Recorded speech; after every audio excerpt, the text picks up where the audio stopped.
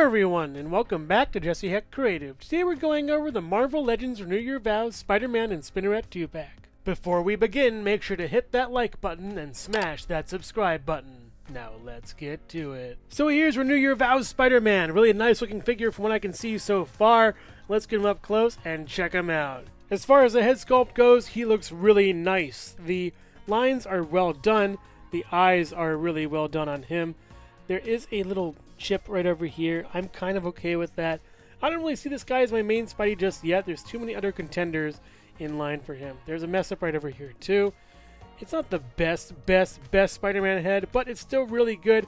I might swap it out for something else later. The Ben Reilly head sculpt is getting traction for this guy, so I might use that, but it's a good head sculpt nonetheless. The body's pretty well done too. I believe it's a all-new mold, at least for this figure.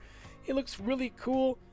I like the emblem on the back. The emblem on the front is pretty good. It's kind of big and chunky, I think. The web lines are well done and really good. On the arms too. Pinless tech, by the way, so we finally have a pinless Spider-Man.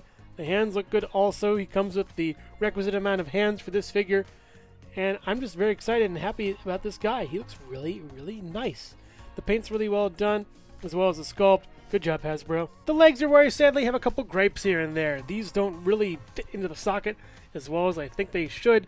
They kind of move around with each other in a way. These aren't G.I. Joe joints. These are just your regular old average joints for, I guess, Spider-Man. It's just okay, I think. They're not as ergonomically well done as Spider-Man's joints, and it's kind of a shame. The legs are also really chunky and weird in a way. I just don't get it. But my biggest problem is this. Look at this. What is this right here? I don't like it. It's too out. Is there some extra stuff in there I'm not, seeing? I just don't get it. How it doesn't really want to fit in. I had to really sort of mash it in there to make it work. And that's kind of a shame and a bummer. The toe joints are alright. They're pointy and interesting. I wish they were rounded, It would be good. And you lose some paint when you move it apart. So putting it in together and having it move up slightly helps that. But having that there doesn't really work all that well for me. That's kind of a bummer and a shame. Yeah, I wish those were better painted. Man, I never had legs be horrible before, but this is the first time for everything. As far as accessories goes, he has these nice splayed out hands finally for this figure. They work pretty well. They can swivel, they can bend at the wrist really nicely. The paint is pretty well applied on them. They look good. I like them. He comes with these web thwip hands with nothing to web thwip from, sadly. No strands of webbing or anything. They're pretty nice. They can swivel. They can go back and forth. There is a seam on this one over here that's kind of unseemly and unsightly, but it's okay. Beggars can't be choosers. He also has fisted hands that can swivel and then bend, up and down in the regular fist fashion Spider-Man has. They have the worst paint out of all of them, kind of sloppy here and there, but you won't be able to notice the Spider-Man's punching you in the face really fast. And finally, Peter Parker head sculpt. It looks good to some, but to me it's very uncanny. Kind of weird. Maybe it's the eyes that are kind of off-center and not printed right, and that's a shame for this because it could be a pretty good head sculpt given the right direction. Yet, I'm just not a fan of it, at least. It's kind of weird. It has like a seam line over here and then a cut line over here. The hair is the nicest part about this figure as far as the head sculpt goes, but yeah, this just doesn't really sit well with me. I don't like it at all. It does have some okay range though. You can move it up this far and down okay. You can pivot it a little bit left and right, swivel it however you want. It's alright, it's a little bit tight on the ball though. So as far as articulation goes for Renew Your Vows Spider-Man, the head can move up this far really nicely, down pretty far. You get some pivot over here, some tilt, swivel, looks really nice. We also get an up on the arm, down all the way around. You get a swivel at the bicep right over here. Double joint pinless, pretty good articulation there. Looks very nice. Down, and then we already did the hand. Goes crunch down this far, back this far. You also get a swivel at the chest. Goes side to side, back to front really well. You get a really deep crunch right there, which works out very nicely. You get drop down hips over here. They work okay, not my favorite. You can go out this far with them, not really that great. And then you go out this far, back, double joint knee right over here, down, swivel over here, kind of wonky on that, down and up, and ankle pivot and a toe articulation too that works out pretty well on this guy, with 2 peg holes at the bottom of the feet and all the little barcodes and whatnot down here. It is a nice figure, but I don't know if it's my favorite yet. I still like the Ultimate, I think, the best. Renew Your Vows Spider-Man stands at about 6¼ inches tall next to the previous retro-carded Spider-Man using a similar buck. I'm not sure which one I like better, honestly, in this situation. We have the previous version figure with a darker color scheme, the newer one with a lighter color scheme, but there's something about the arms that are too long for me, I think. I think it's the arms and the legs that are really throwing me off here. The proportions of the other one are great, but the colors in the new one and the paint are really nice on the new one. So it's a toss-up for me. I don't know which one I'm going to use from now on. But also, here's Jesse Hecht Creative. Excuse me. Oh, sorry. Excuse me. Sorry. Pardon me. Pardon me. Sorry. Sorry. Oh, is this a meme? This is on the road and I get to work. Oh, sorry. Excuse me. Pardon me. Hello everyone, and thank you so much for watching so far. Make sure to click like, subscribe, share, and leave a comment. You can also click the bell icon for more creativity. Now let's get back to it.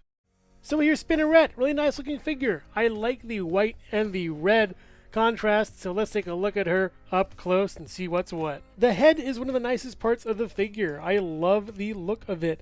That nice sort of cheeky smile, the good, really good paint on the eyes look really nice on that mask. Looks awesome. Super cool. Kind of luchador-ish in a way, but Spider-Man version, I would guess. Really good hair tied up in a bun. Looks very nice in this regard. Really good little curls coming down too, and that sculpting is wonderful. Wow. It's super well done. A little bit back here is glued kind of strangely, but that bun is wonderful. Very nice on the figure.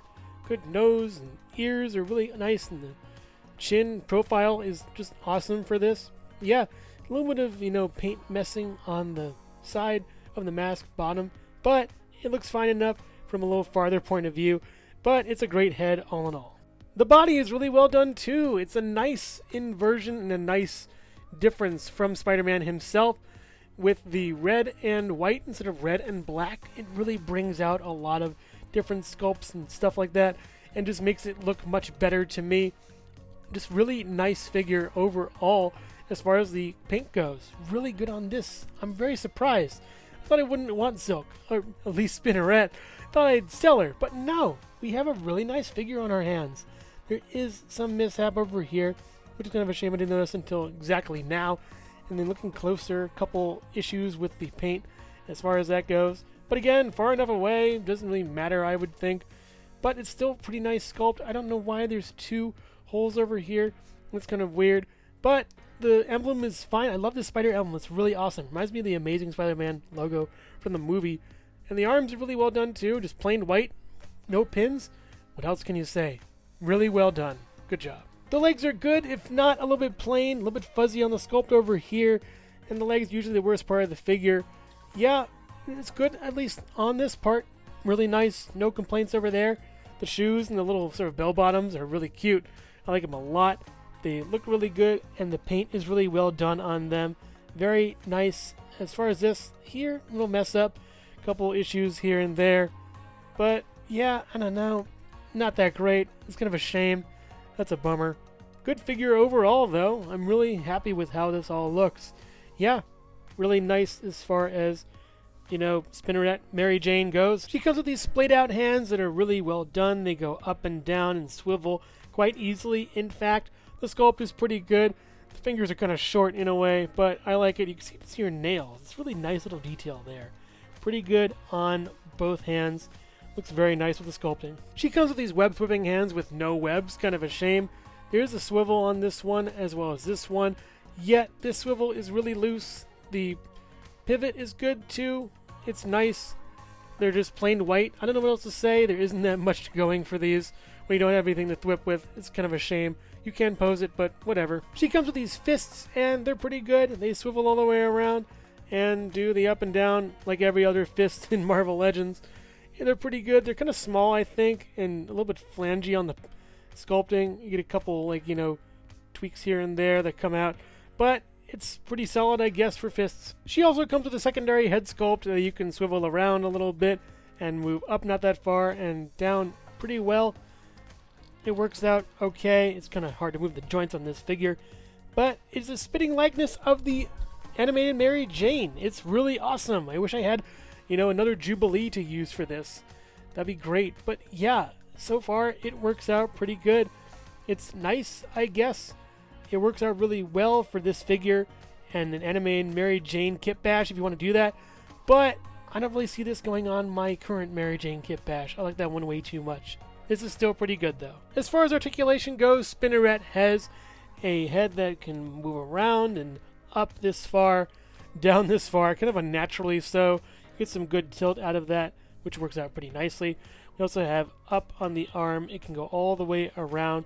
You get a swivel right over here, a double jointed elbow goes down. You also get a bicep swivel up, down, gets them around all the way. Nothing for the hips, sadly. Out, in, up, back, all the way back with the leg. Very nice articulation on this. Goes down, swivel up here, nothing on the bottom. This can move a little bit if you like, up and down too if you want. Goes down, goes up with the foot, gets some pivot in there. Doesn't really want to move all that well. And then 2 pegals on the feet. This one moves a little bit better. I guess not moving it has its toll. But yeah, really nice figure overall, I think. Really good sculpting and paint. But the accessories are great too. Spinnerette stands at just about 6 inches tall next to my Mary Jane kit bash. Here's Spinnerette unmasked next to Mary Jane, and I find that the old Mary Jane head sculpt, my kit bash, is much better, I think. The new one's good for an animated series look. If you apply that yellow jacket and the pink top with the jeans, it would work really well. Using this as a base would be nice too if you had some paint added to it. But I find that my old one just works better. This new head will go great if I had a Jubilee extra or something, but that's for another time. And also here's Jesse Hecht Creative. By the power vested in me by the state of Mephisto, I now pronounce you divorced. You don't remember each other at all, and we're going to reboot the series for the 60th time. Overall, this is a pretty great 2-pack as far as Spinnerette goes. She's a really eye-catching figure. That red and white blend together really well. She has nice alternate head for animated series, a great head over here with that bun. The hair sculpt is really awesome, as well as the articulation is fine and the hands are plentiful. It's a really great figure. Spider-Man is where this pack kind of falters, strangely. He has very gangly arms and legs. His joints are well done, but I think over-engineered. The paint is really nice and the coloring is excellent for this guy, yet the emblems are really overdone and too big. The hands are okay, and that's fine by me. The Peter Parker head sculpt is really weird and off-putting, and I do think the Spider-Man head could use a little tweaking on the eyes just to make him a little bit bigger and better. I do find that this figure is way over-engineered and has too much going on for it, and yet it can't even get a decent crouching pose without having to put the head halfway on the ball. That's a shame to me, and this Spider-Man could be done way better, yet they insist on drip-feeding us pretty good Spider-Man year after year. I'd love to have an Ultimate one, and thankfully I do. My Kit Bash Ultimate Vulture 2-pack Spider-Man, sitting right over here, sitting pretty. Pretty awesome.